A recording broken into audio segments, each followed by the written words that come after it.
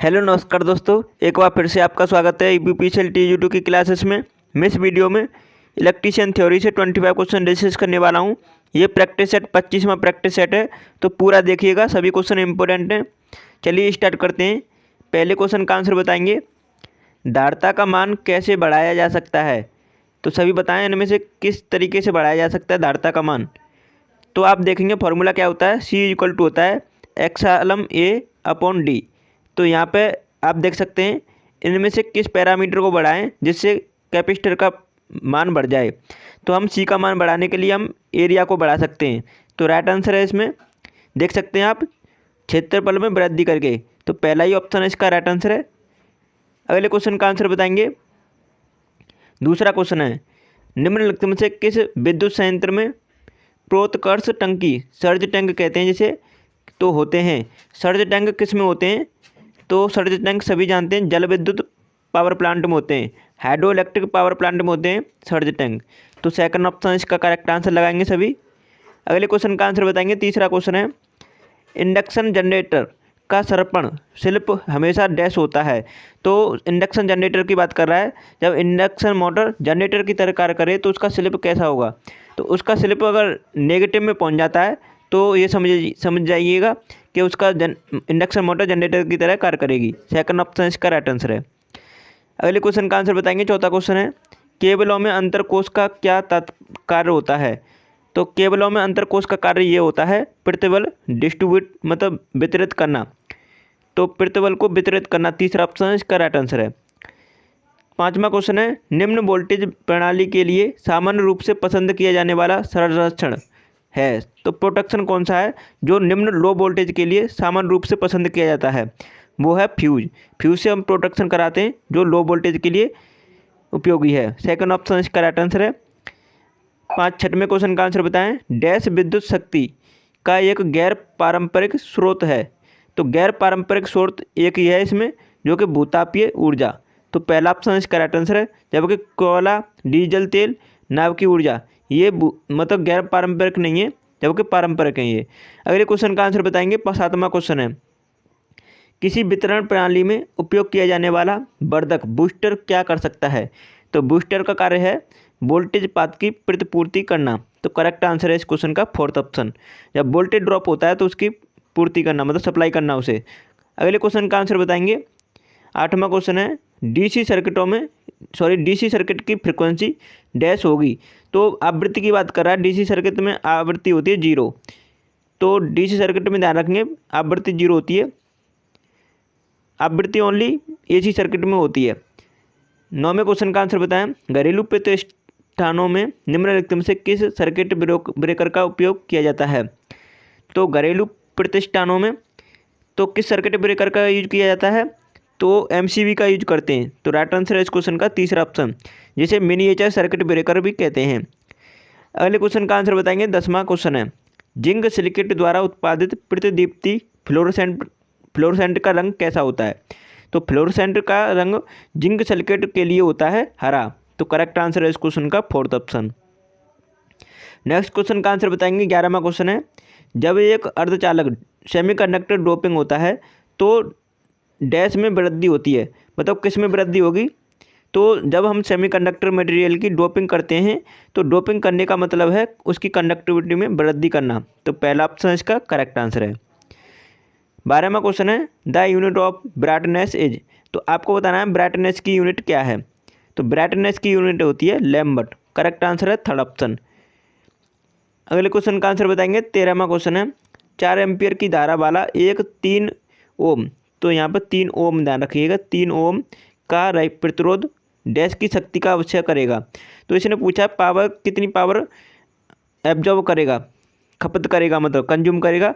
तो power P equal to होता है I²R।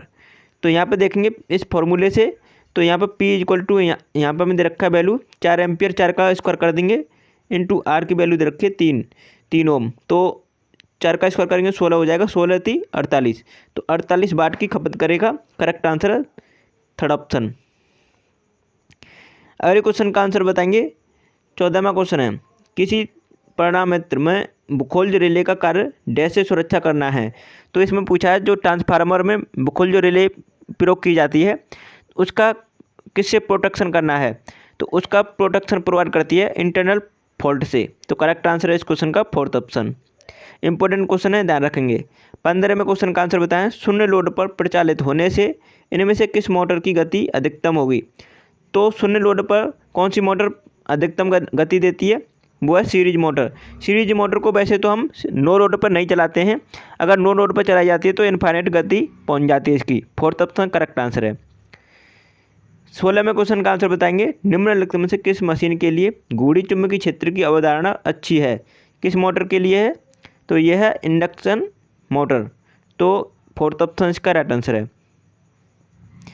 17वें क्वेश्चन का आंसर बताएं, किसी पैरामीटर का प्रेरणिक प्रतिघात किस प्राचल पर निर्भर करता है। तो इसने पूछा है किसी ट्रांसफार्मर का इंडक्टिव रिएक्टेंस किस पैरामीटर पर निर्भर करता है। तो इंडक्टिव रिएक्टेंस लीकेज फ्लक्स पर निर्भर करता है। तो राइट आंसर है इस क्वेश्चन का सेकंड ऑप्शन, ध्यान रखेंगे इसे। 18वें क्वेश्चन का आंसर जवाब दें जल्दी से। निम्नलिखित में से कौन एक जल विद्युत केंद्र नहीं है। तो मतलब इसमें आपको बताना है कौन सा हाइड्रो इलेक्ट्रिक पावर स्टेशन नहीं है। तो यहाँ पे देखेंगे Nagarjuna Sagar hydro electric power station है, Koyna hydro electric power station है, और भाखड़ा नागल ये भी हाइड्रो इलेक्ट्रिक पावर प्लांट है। जबकि यहाँ पे तारापुर एक न्यूक्लियर पावर प्लांट है जो कि महाराष्ट्र में है। तो सेकंड ऑप्शन इसका राइट आंसर लगाएंगे, सबसे पहले बना था ये। 19वें क्वेश्चन का आंसर बताएंगे, कम दाबोच्चता वाले एक जल विद्युत टर्बाइन में होते हैं। तो कौन से टर्बाइन होते हैं, कैप्लान टर्बाइन। तो राइट आंसर इस क्वेश्चन का फोर्थ ऑप्शन। अगर आपने चैनल को सब्सक्राइब नहीं किया है तो प्लीज़ कर लीजिएगा, वीडियो को लाइक कर दीजिएगा। 20वें क्वेश्चन का आंसर बताएंगे, दो कला प्रणाली कला में वोल्टता डैश तक भिन्न होती है। तो इसने पूछा है टू फेज सिस्टम में आपको वोल्टेज कितने डिग्री पर मतलब डिफरेंस होगा, कितने डिग्री का डिफरेंस होगा। तो 90 डिग्री का होता है, जबकि 3 फेज में कितना डिग्री का होता है, 120 डिग्री का। तो दोनों को ध्यान रखेंगे। अब आपको बताना है एक्सेप्टर डोपिंग मतलब ग्राही अशुद्धियाँ डैश से निर्मित करती है। तो ये किस टाइप का मटेरियल बनाती है, पी टाइप का। तो राइट आंसर है सेकंड ऑप्शन। अगर यहीं पे बोलता है डोनर डोपिंग एन टाइप का बनाती है। अगले क्वेश्चन का आंसर बताएंगे, 22वां क्वेश्चन है, उपकेंद्रों में बैटरी का कार्य प्रदान करना है। तो आपको बताना है सब स्टेशन पर जो बैटरी यूज की जाती हैं उसका कार्य क्या प्रोवाइड करता है। तो उसका कार्य होता है सर्किट को बंद करने की शक्ति। जो वहाँ पे स्विच गियर लगे होते हैं उनको मतलब शक्ति प्रदान करती है, पावर प्रोवाइड करती है। तो ध्यान रखेंगे बैटरी। अगले क्वेश्चन का आंसर बताएंगे, 23वां क्वेश्चन है, 60 हर्ट्ज की फ्रिक्वेंसी वाले किसी तंत्र का आवर्तकाल क्या होगा।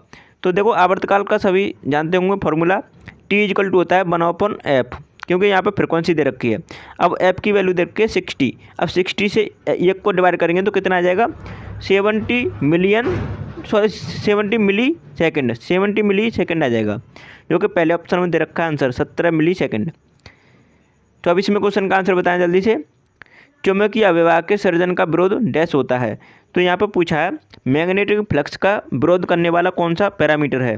तो इसमें से रिलक्टेंस मतलब प्रतिष्ठम कहते हैं इसे, ये चुंबकीय फ्लक्स का विरोध करता है।